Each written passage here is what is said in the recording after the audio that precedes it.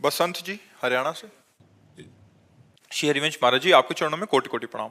प्रभु जी, बहुत दुखी हूँ, बहुत ही ज्यादा दुखी, हद से ज्यादा दुखी। ऐसा लगता है संसार में मुझसे ज्यादा कोई दुखी नहीं है और आपसे ज्यादा कोई सुखी नहीं है महाराज जी।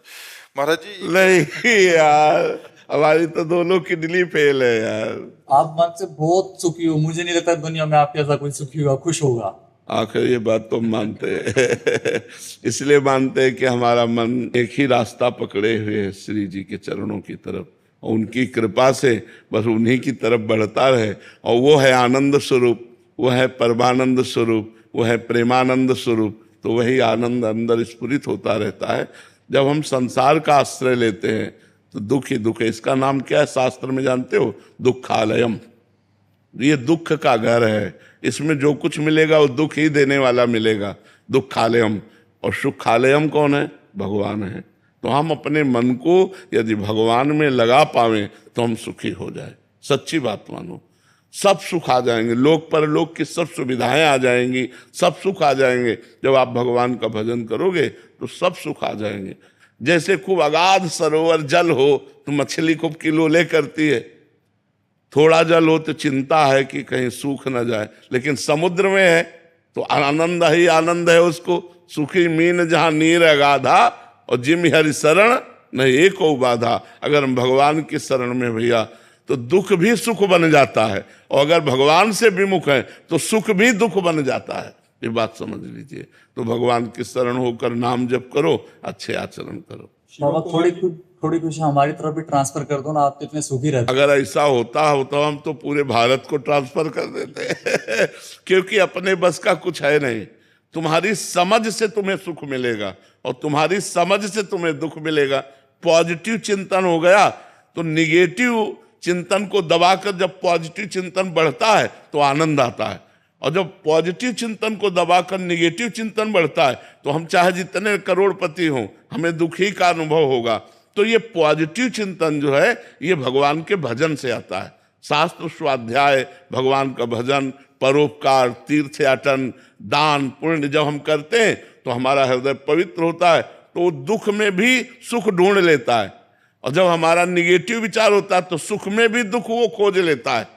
कहीं ऐसा ना हो जाए, कहीं ऐसा ना हो जाए, ये चिंतन वो चिंतन, बड़ा भयावह चिंतन, दुख, विषाद, शोक, चिंता, उद्वेग, ये सब अंदर आ जाता है। तो हमें लगता है हमारे करने से नहीं होगा, ये चीज आपको करनी होगी। जो हम कह रहे हैं उसको आप करो तो आपका चिंतन सही हो जाएगा।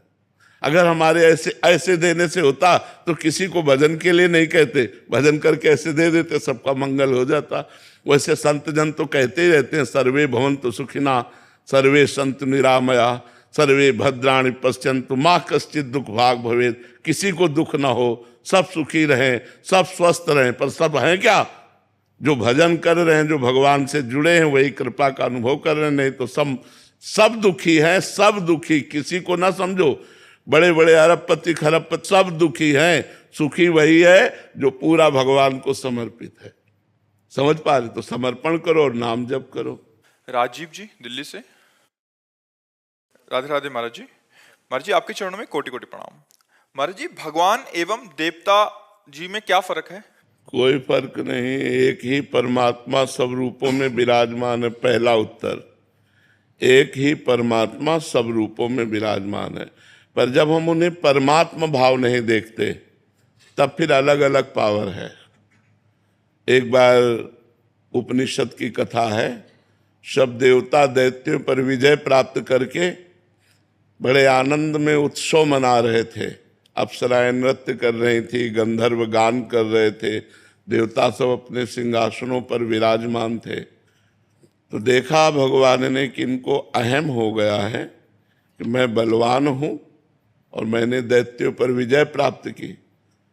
तो सभा के सामने भगवान एक यक्ष रूप में प्रकट हुए। तो देवराज इंद्र ने देखा, बोले कोई भी देवता इनका परिचय लाकर हमें बताओ, ये कौन प्रकट हुआ है। तो सबसे पहले वायुदेव प्रकट हुए। बहुत बलवान देवता है, विश्व में वायुदेव से बढ़कर कोई बलवान नहीं। जैसे वायुपुत्र हनुमान, पवन पुत्र हनुमान है ना, तो सबसे बड़े बलवान वायु देवता। जैसे उनके पुत्र भीम, तो बल की अगाध महिमा वायु देवता की है, और हम सब वायु देवता से ही जीवित है। सबके प्राण वायु से ही तो संचलित है। सब जितना चराचर जगत है वो वायु से ही है। ऑक्सीजन खत्म हो जाए, सब नष्ट हो जाए, वायु से ही तो है। तो वायु देवता खड़े हुए और कहा मैं इनका परिचय लाता हूं। तो वायु देवता गए और कहा यक्ष तुम कौन हो? तो उनका हम तो अपना परिचय बाद में बताएंगे, पहले आप बताएं आप कौन हैं। बोले मैं पवन हूं, वायु। ठीक है, क्या है आप में क्षमता? तो उनका क्षमता ऐसी कि मैं पूरे त्रिभुवन को तिनके के समान उड़ा सकता हूं। तो एक तिनका प्रकट किया और कहा उड़ा के दिखाओ। अब वायु देवता से तिनका उड़ाने की बात, वो तो ब्रह्मांड उड़ा दें, लेकिन तिनका नहीं उड़ा। कहा पूरी ताकत